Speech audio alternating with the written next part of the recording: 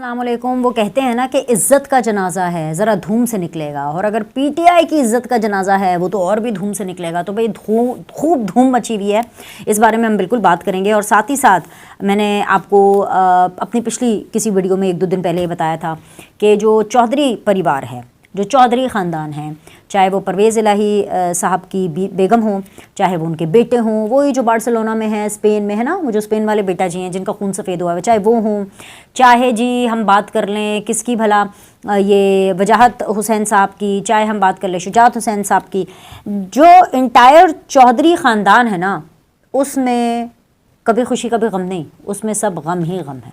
ठीक है, इसकी एक नई किस्त सामने आई है। पहले तो मैंने आपको बताया था ना कि जो स्पेन वाले बेटा जी की जो वालदा हैं वो सड़क पर आकर के चीखो पुकार पब्लिकली उन्होंने की। अब इस दफ़ा मुन्नस इलाही को, जी हाँ, स्पेन वाले बेटा जी को, बैठे वो स्पेन में हैं लेकिन उन तक लाइव टेलीकास्ट हुई हैं गालियाँ, उनको भरे मजमे में सरेआम गंदी नंगी गालियाँ पड़ी हैं। ये किसने दी हैं इसकी भी तफसीलात मैं आपको बताऊंगी, लेकिन सबसे पहले वही वाली बात ना, इज़्ज़त का जनाजा है, एक्चुअली बेइज्जती का जनाजा है, ज़रा धूम से निकलेगा।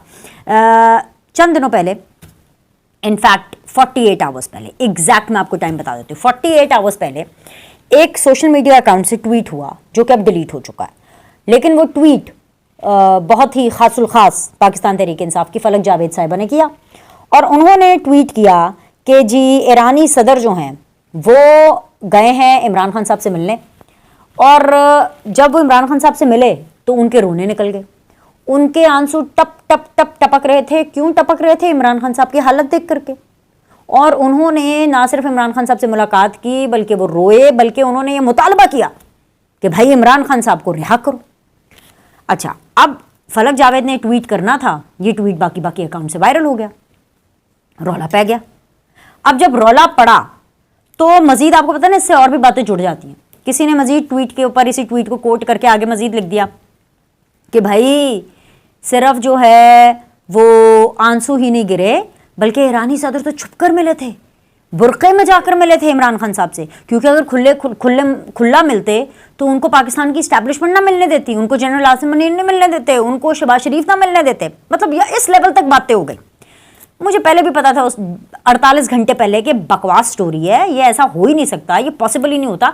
असल में मसला पता क्या है, जब इस लेवल की डिग्नेटरीज जब आती हैं और जब इस लेवल के डिप्लोमेटिक किस्म के दौरे होते हैं, इतने हाई प्रोफाइल, वो ईरान के सदर हैं भाई, कोई गाजे माजे तो नहीं है।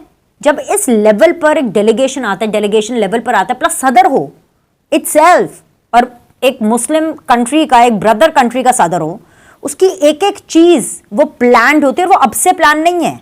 मतलब जब ये दौरा प्लान हुआ था, जब ईरानी सदर ईरान में ही थे, तो तभी एग्जैक्टली द मिनट्स के कहां जाएंगे, कैसे जाएंगे, तो ऐसा कुछ नहीं होता कभी भी कि जी छुप कर कोई कुछ काम कर ले। No no no no no, ऐसा कभी कुछ नहीं होता। सो मुझे तो पहले ही पता था कि खबर झूठी है। बहुत से लोगों ने उसके ऊपर शोज भी किए, अपने उसको व्लॉग्स का भी हिस्सा बनाया, मैंने बिल्कुल नहीं बनाया, और उसकी वजह मैंने आपको बता दी कि मुझे पता था बकवास है भाई, ये तो पॉसिबल ही नहीं है, ये हमें छोड़ी है, किसी ने वाकई छोड़ी है। कुछ खा पी के ना, कुछ ज़्यादा कभी आप खा खू लेते हैं तो आप टुन हो जाते हैं, तो फिर आप छोड़ देते हैं, ऐसी बातें आप छोड़ते हैं, फेंकते हैं लंबी लंबी। लेकिन मैं टू बी ऑनेस्ट इस खबर को लपेटने के मूड में नहीं थी। लेकिन फिर फलक जावेद की इस होची हरकत पर जब रौला मचा तो फलक जावेद ने वही काम किया जो पीटीआई वाले करते हैं, नस जाओ, तिल्ली लगा के भाग जाओ। उन्होंने फटाफट वो ट्वीट डिलीट कर दी, लेकिन तब तक रौला पड़ चुका था, डैमेज हैज बीन डन। फिर क्या हुआ? फिर यह हुआ कि ईरानी तर्जुमान जो हैं वो मैदान में आए, उन्होंने ऐसा जोरदार जन्नाटेदार थप्पड़ इमरान खान को मारा कि भाई यार ये खबरें गलत है, ये छुप के गए, बुरके में गए, ऐसा कोई सीन नहीं हुआ।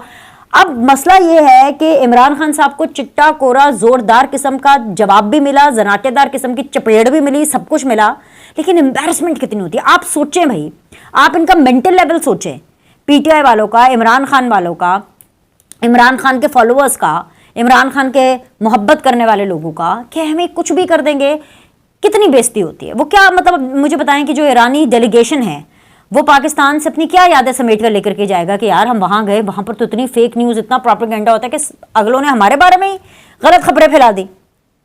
आप मुझे बताएं क्या ये बहुत फ़ख्र की बात है? क्या ये बहुत इज्जत की बात है? ऐसे दौरे सालों साल होते हैं। ये पहला दौरा था ईरानी सदर का, लाइक यू नो, इस हुकूमत का पहला इंटरनेशनल दौर था कि जब से शहबाज शरीफ साहब ने अभी ओथ लिया, जब से हमारी हुकूमतें बनी, पंजाब में हुकूमतें बनी, फिर उसके बाद हमारी सेनेट के अंदर जो है वो तमाम तर ओहदे जो है वो पूरे हुए, वहाँ का पूरा प्रोसेस जो है हुकूमत साजी का मुकम्मल हुआ। उसके बाद जो पहला इंटरनेशनल ट्रिप जो कि हमने होस्ट किया, हम होस्ट थे, हम मेहमान मुल्क है, हम मेज़बान मुल्क है जिन्होंने मेहमानों की मेहमान नवाजी करनी है, तो आपने ऐसी मेहमान नवाजी की। अब देखें ना, आप अगलों के सामने इंटरनेशनली तो आप अपने मुल्क को डिवाइड नहीं कर सकते ना। हमको पीटीआई वाले हैं, हमको इमरान खान है कि हम डिवाइड कर दें इंटरनेशनली कि नहीं नहीं नहीं नहीं नहीं नहीं जी, ये फेक न्यूज़ हमने नहीं, ये वो हमारी एक पॉलिटिकल पार्टी है जिसको ये बीमारी है, जिसकी जो है थेरेपी होने वाली है, जिसको जो है अगर ये बरतानिया मुल्क होता तो सारे इसके जो फॉलोअर्स हैं उनको एनएचएस उठाकर लेकर जाती और कहती कि भाई हम आपको फ्री में थेरेपी दिलाते हैं,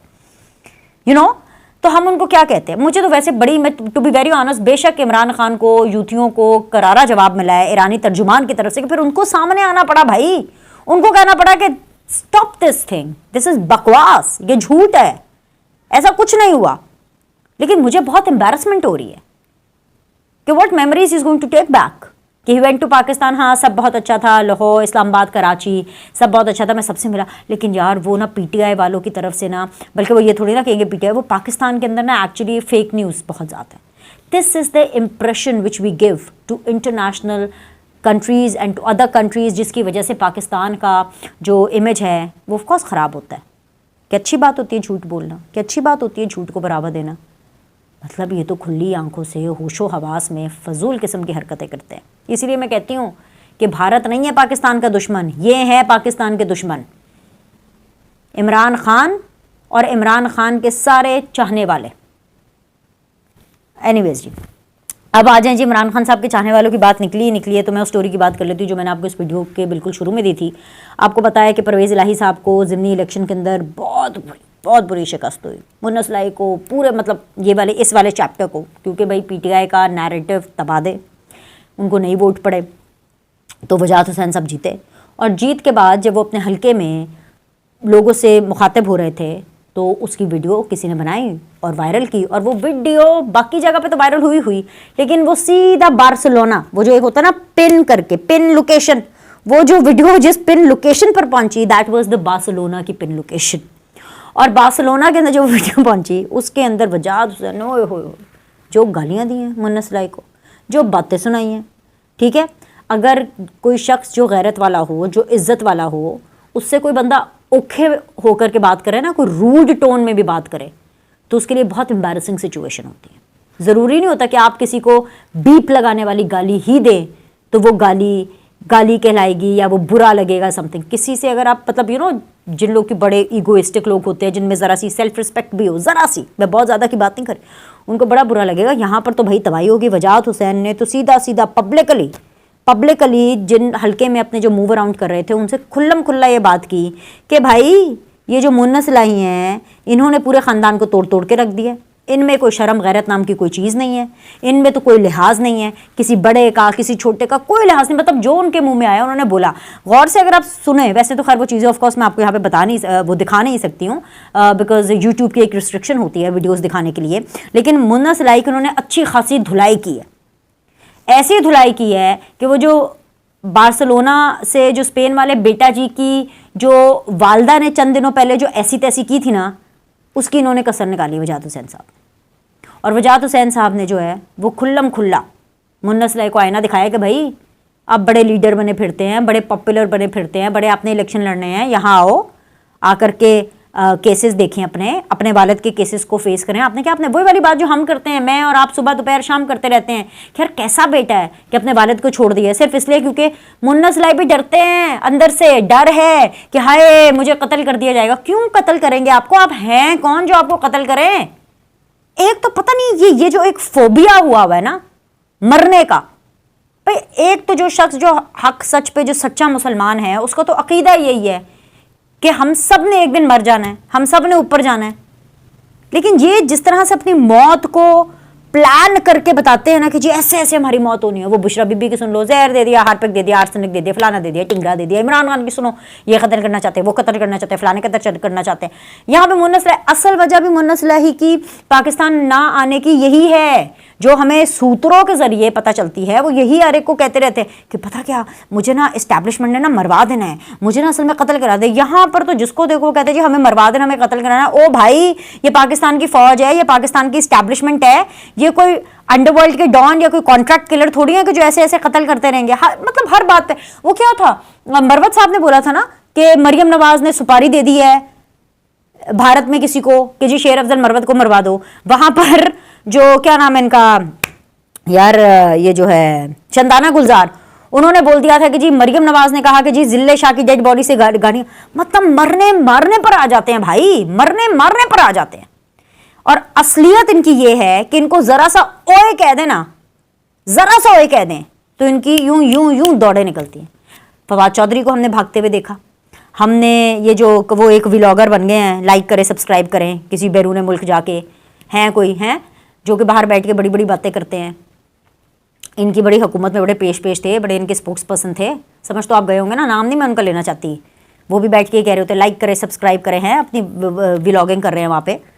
वो अदालत में व्हील चेयर पर जाते थे, उनकी रोनेशन निकल जाते थे, रोना शुरू हो जाते थे, अदालत में शिकायतें करते थे, हाय हाय हाय हाय मुझे ऐसे कह रहे हैं, मुझे ऐसे कर रहे हैं। ये तो इनका हाल है।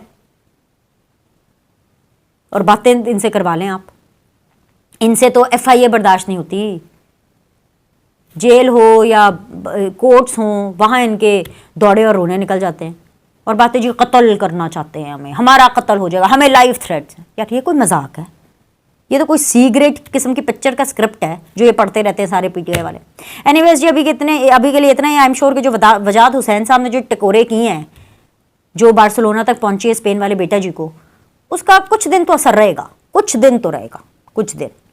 उसके आगे की मैं गारंटी नहीं दे सकती। लाइक करें सब्सक्राइब करें, अगली वीडियो में मिलते हैं।